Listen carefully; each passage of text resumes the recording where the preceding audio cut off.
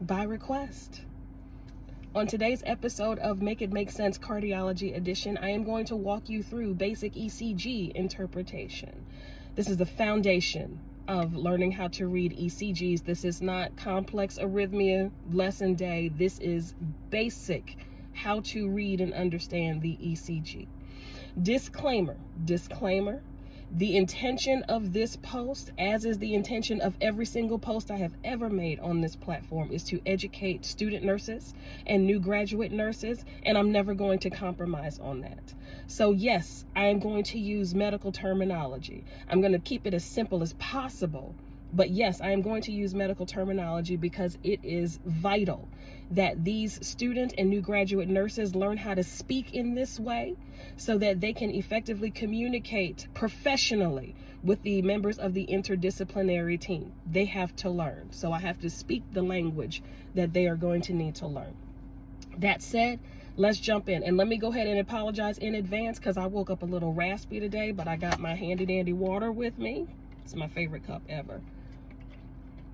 So I might be sipping from time to time. The heart, my heart, your heart, everybody's heart sings a song all day, every day. And that song comes by way of heartbeats. Now, in order to understand the song that is being sung, if you will, by the heart, there's some sheet music that we get in the professional setting, doctor's office, urgent care, emergency room. If what we hear, or by what our patients tell us what they're feeling, if there's any sort of abnormality, irregularity that is suspected, we need to get some sheet music to see what song the heart is singing. And that sheet music comes by way of ECG. Now, this is just a generic ECG that I printed offline, but it's just for demonstration or illustration purposes, just so you can see what the ECG looks like.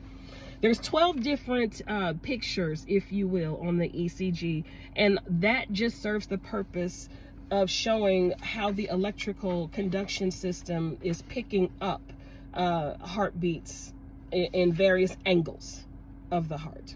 No differently than if you were to, let's say, go with a real estate agent to go look at a house for purchase. You would never only look at that house from street view. It may be beautiful from street view, but it might be a big old hole on the, left side, or, windows missing on the back. So you have to look at that house from full perspective all the way around. Same thing with the ECG. It is not looking at how the electricity travels through the heart from one angle. It's looking at the heart globally. Okay, so that's why you have so many different views on the ECG.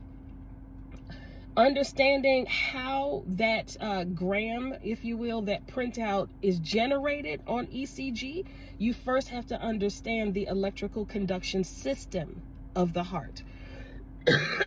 Sorry. The electrical conduction system, this is not veins, arteries. The electrical conduction system is a specialized grouping of cardiac cells. They're unique in that they have the ability to generate electricity. All right. And it is this generation and then firing of electricity that causes the muscle of the heart to squeeze at a given time.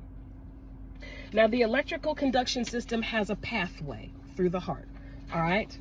Here's your illustration. Can you see that? The electrical conduction system of the heart starts at the very top of the heart, right hand chamber. The upper chambers of the heart are called the atria. The bottom chambers of the heart are called the ventricles. The upper right hand chamber is the home of a special grouping of these cardiac cells called the SA node, sinoatrial node. This grouping of cells is known as the natural pacemaker of the heart, meaning all normal heartbeats should be generated from that grouping of cells, your SA node. When the electrical impulse, which is governed by electrolytes, when the electrical impulse reaches a certain threshold, then it'll fire, or it'll loose that electricity. And that electricity will then go to the AV node. That's called your atrioventricular node. You see that? All right. When that SA node fires to the AV node, then that means the top two chambers of the heart are going to squeeze simultaneously. When those top two chambers squeeze on your ECG, that is reflective of your P wave. Okay? P wave means the top two chambers are contracting. Now that electrical circuit or that electrical impulse doesn't just terminate at the AV node, not at all, because we still have territory to cover. There's still heart muscle that needs to move. So that electrical impulse will continue to travel from the AV node down that bundle of His, and then that pathway will split to the left side and the right side of the bottom portion of the heart. Now remember, the bottom chambers are called the ventricles. So after that split at the bundle of His, you have your left and right bundle branches. Can you see that? Left and right bundle branches. Pay close attention to the left bundle branch. Do you see how the left bundle branch continues to divide into fascicles? So you'll have a anterior fascicle, which brings that electrical current to the left front of the ventricle. And then you'll have the posterior fascicle, which brings that electrical current to the left backside of the ventricle.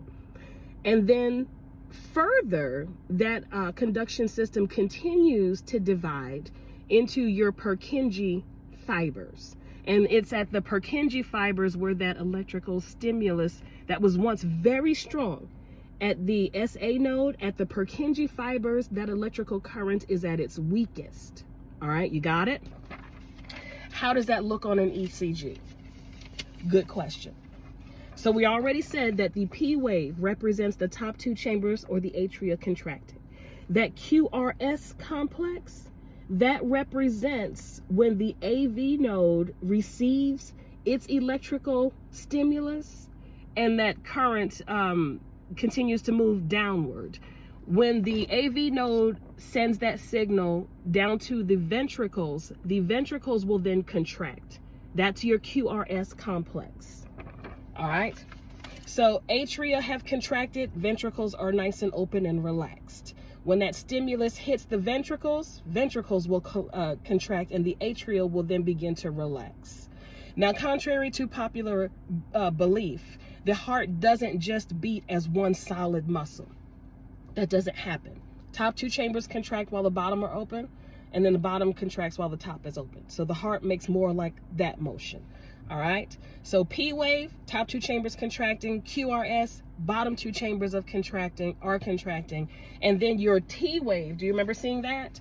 The T wave, that is reflective of ventricular, bottom chamber, repolarization, which is relaxation. That's that Purkinje fiber area.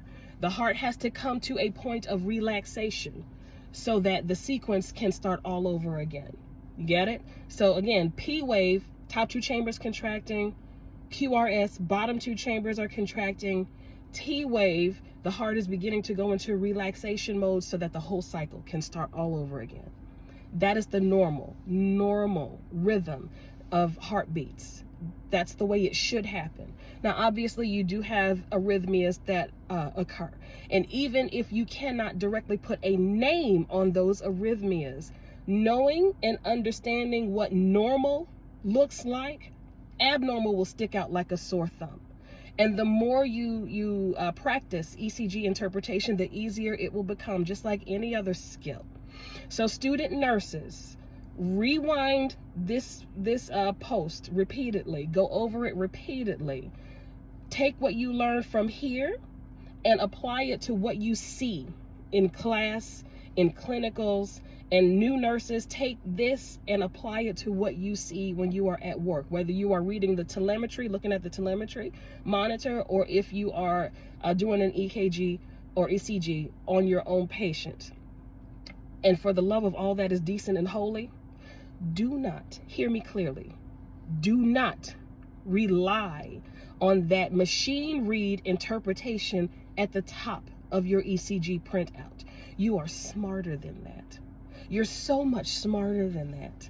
Now that you understand what is going on with the heart physiologically, don't rely. It's not to say that the machine read is never right, but it ain't always right. This is why you have to rely on your own eyes as a clinician. That's it, and that's all for today. I gotta go watch my nephew at his baseball game. I don't know if y'all have ever seen 5-year-olds play, but it is absolutely adorable. And again, auntie's gotta be there. Like, follow, repost, share. Any further questions or follow-up statements, comments, drop a line. You know I'll answer. Class dismissed.